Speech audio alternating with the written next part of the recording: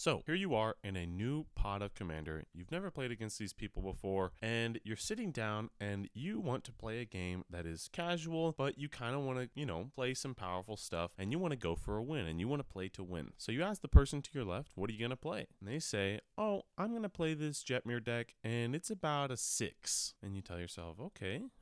And this person says, oh, I'm playing this Massacre Girl deck, and it's probably like a 7. And then the person right in front of you says, oh, I'm going to play my Urza deck, and it's about a 7. So you look into your cards and you say, I think I'm going to play my Drana Mono Black Vampires deck and see how this goes. So you get into the game and, you're ramping consistently, you're playing your vampires and you're trying to swing out. The Jetmir player, they're playing a few hate bears maybe, and, they're trying to just build their board state. And the Massacre Girl, they're making their small tokens and they're getting ready to play Massacre Girl because the board's getting pretty crazy. But then on turn 3, the Urza player pulls out a dramatic reversal Isochron Scepter infinite mana combo and just wins the game, and the table doesn't have a response to it. What do you do in this situation? Do you scoop? Do you end the game? Do you take a step back and say, hey, this is not what I thought was going to happen? Or do you just take the loss? This is an example of a bad Rule 0 conversation. Here at Deck Drivers, we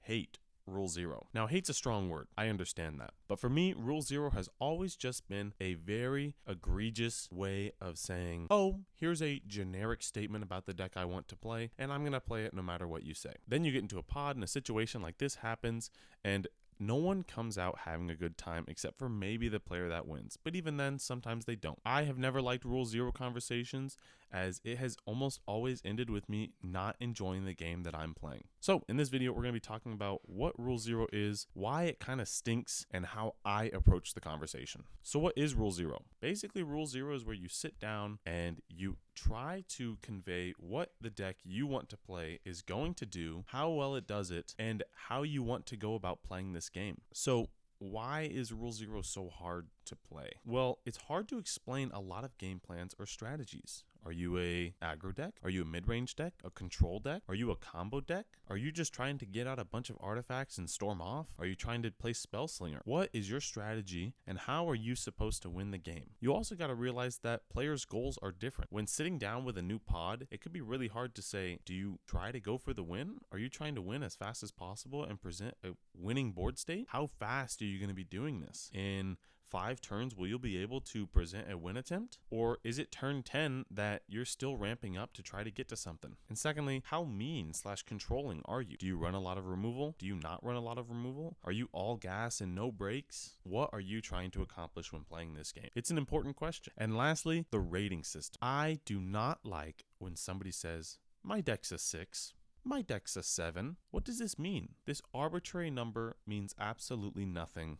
When I listen to somebody explain their deck, this number means absolutely nothing. And I think people have to realize that this number that they are assigning to their deck always has to do with the games and experience that they have experienced in the past. It has nothing to do with the actual value or how good the deck actually is. So that is the biggest thing of what Rule 0 is. It's usually a rating system. You're usually trying to figure out who's trying to win, and you're trying to explain your game plan as best as possible. So now we'll go into why Rule 0 is a problem. I play a lot of games with a lot of people, and I think, maybe I'm wrong, I think people sometimes do not realize that your time is a resource. If I'm going to put in 3 hours into a board game, I want people to play at the pace that I'm going to play at, or a little bit slower or a little bit faster. Time is an incredible resource that is valuable. So if you're sitting down for a game and the intentions of other people are unclear, you have just wasted upwards of an hour to maybe even 2 hours of your time playing something that you didn't really agree with. You wouldn't walk into a movie theater wanting to see Dune 2 and you walk into the theater and it starts playing Argyle. You don't want that. I want Dune 2, and now I've wasted my time, and with some places you've wasted your money on an experience you didn't ask for. If you're wanting to play a fun casual game, I am totally down for that. More power to you. But if you're doing that where I am playing an aggro deck or I'm playing to win, I can understand you're not going to have a good time. And I'm also not going to have a good time because there's no one to stop me. Other way around too.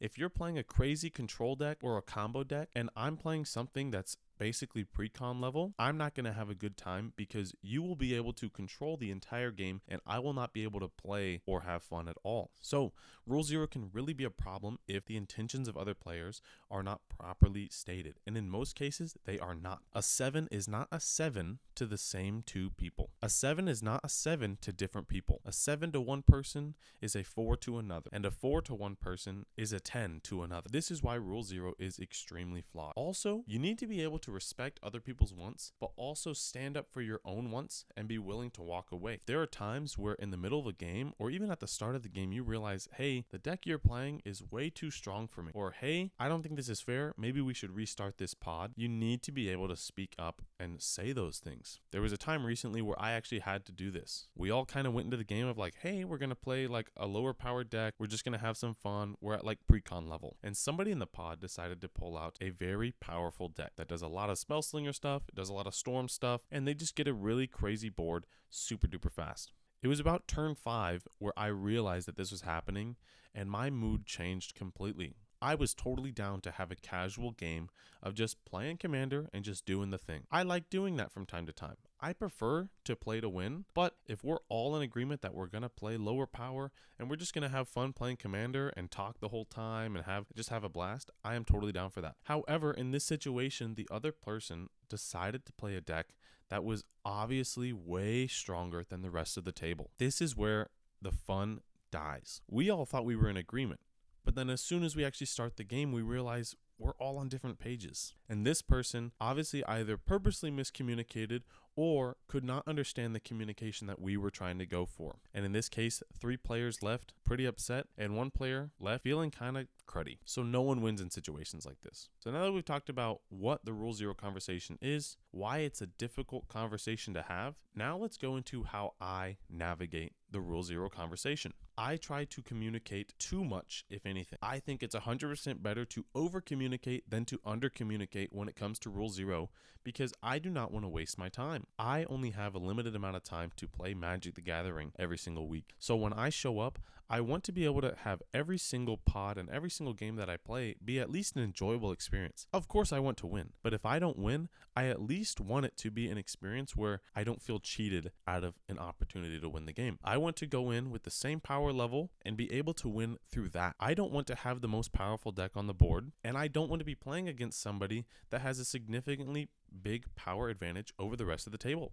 So here's how I navigate this rule. I almost always try to explain exactly what I want to do. Do you want to have fun? Do you want to play competitive? Do you want to just do the thing and sit around and just have your Magic cards do what they need to do? Or do you want to play to win? In most cases, I will tell the table, hey, I am playing to win the game. I am going to try to win the game. Next, what I do is I try to explain in my best way possible how powerful the deck I'm about to play is. Every single deck that I have is designed around a decent strategy that I believe is effective enough to win a game of Magic the Gathering in Commander. I just try to explain for each deck how good it is at assembling that win and how fast it's going to be, as well as how resilient it is. Take my Othari deck. My Othari deck is full of rituals, it's full of token payoffs, extra combats, and a ton of protection from my commander. My Othari deck has rarely lost a game of Commander. It almost always comes out on top, and it's extremely fast and powerful. It's also resilient with the fact that I can resummon Othari if he happens to die. But I also have plenty of protection in the deck to make sure that never happens in the first place. This deck is extremely strong, and I make sure to tell everyone that. I'm saying this is my most powerful deck. This is the deck I want to play. Take out your most powerful deck, explain it to me, and we'll see if I should even play it. But then I also have a Storval deck. It's just tiny creatures that turn into 7/7s, and it takes a while to get there. Yes, I will swing a 7/7 your way. However, that's going to be at most on turn 6 or turn 7 where I can first finally start doing that. Until then, it's a bunch of setup, it's a bunch of card draw, and I'm just trying to wait out the game. It's going to be a long one. So I try to make sure that my game plan is very clearly stated and how well the deck accomplishes that game plan to the rest of the pod. I then finally ask the rest of the table what their decks are aiming to do and how well they do it. But I try to read between the lines. If somebody tells me that their Urza deck is a 7, I find that very hard to believe. In most cases, mono blue Urza is going to be a powerful strategy no matter how much money you put into it, no matter what cards you put into it. If it is an Urza deck that does Urza things, it's going to be a strong deck